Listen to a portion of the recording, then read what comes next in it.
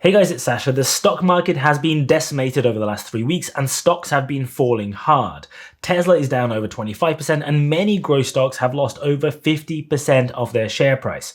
Not that you would know if you were just investing in the stock market index, because the total stock market is only down 2.5% from its all-time high in November. But the truth is, a very small number of some of the biggest companies at the top of the S&P 500 are largely propping up the rest of the market. And now, things are quickly getting worse. Jerome Powell has just told us that they will now be doing 3 rate increases next year, all the way to 0.9% instead of just 1 as the plan was 4 weeks ago. Yesterday, the Bank of England made the surprise move of increasing the base rate in the UK from 0.1% to 0.25% because of inflation. And the likelihood is that once Christmas break finishes, once we go back to our jobs in January, inflation is going to become an even hotter topic than it already is, and these rate increases might get far worse. So the obvious questions are being asked. Is it time to sell and get out of the market? Surely you don't want to just sit there and watch your stocks go down 5% every day. Just when you thought it couldn't get any worse, the stock market went and dumped again yesterday, and things are looking pretty bleak in the pre-market today as well. I am seeing a lot of people in the news, a lot of people on social media, and right here on YouTube tell you that it is time to sell. Get out of the stock market. Why I have just sold my stocks. Watch my video. 2022 is going to be really bad. Your stocks are going to tank. That kind of content. But let me be the guy who goes and throws a bucket of cold water in your face and slaps you around a bit, because this is what it feels like when stocks are going down. It doesn't feel good. People begin panicking. We have investors running around waving their hands above their heads because the stocks are going down. And it doesn't help when the overwhelming advice out there confirms your fears. But take a breather, pause this video if you have to, make yourself a cup of tea or coffee and sit back, because selling your stocks in the middle of a sharp downtrend is one of the worst things you can do in investing. Read any book, it will tell you the same. It is the single biggest reason why many investors lose money in the stock market. Because unfortunately, a lot of investors, a lot of the thinking around investing is driven by sentiment, much more than we like to admit. This includes both retail investors like you and me, but it also includes institutions. If institutions were not driven by sentiment, we wouldn't have massive market crashes that would wipe out the disproportionate levels of value from stocks. And this lack of judgment, this lack of people making analytical decisions based on data, is exactly why those people want to buy stocks after they've been going up for some time, and those same people then want to go and sell those stocks the moment they have started crashing. AKA, the amazing strategy of buying high and selling low. We all know deep down that this is a stupid thing to do.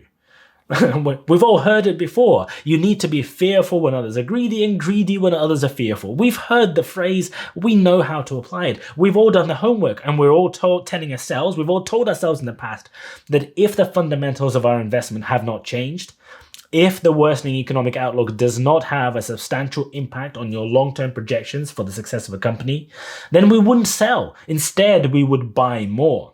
It is easy to say when everything is green and your portfolio is up 80% in the biggest bull run in history, but it doesn't quite feel the same when you're actually seeing the red flags, right? It doesn't feel the same when you're right in the middle of it. Suddenly, the bravado just disappears and fear takes over. Oh my God, my stocks are down 30%.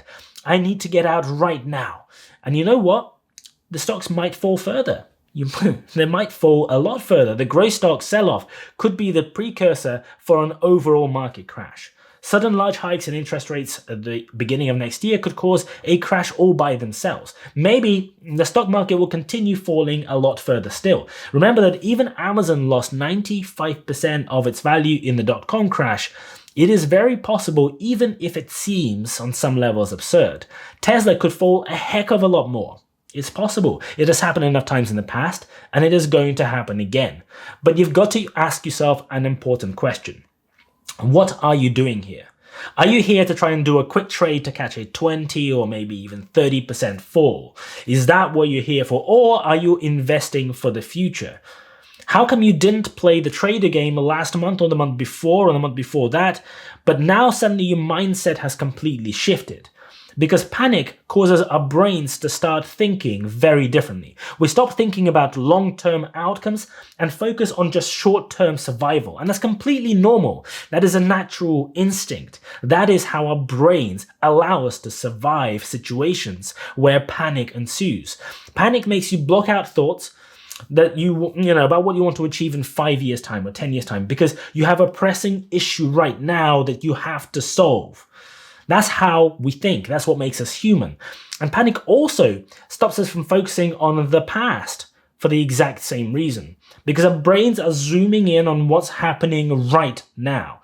So we don't realize in the middle of all of this that a Tesla stock is actually up 55% in the last 5 months and 1,200% in the last 2 years.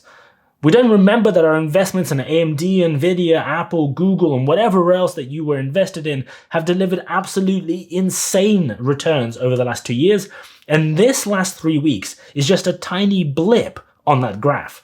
The stock market could fall and you could sell and you could feel smug that you made the right call. But just like nobody expected this very sharp fall over the last 3 weeks, the market tends to bounce without sending out a warning in advance.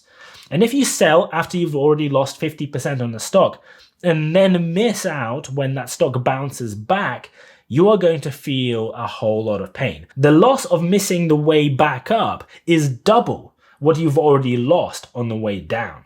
So if you're there thinking whether you need to sell, ask yourself this.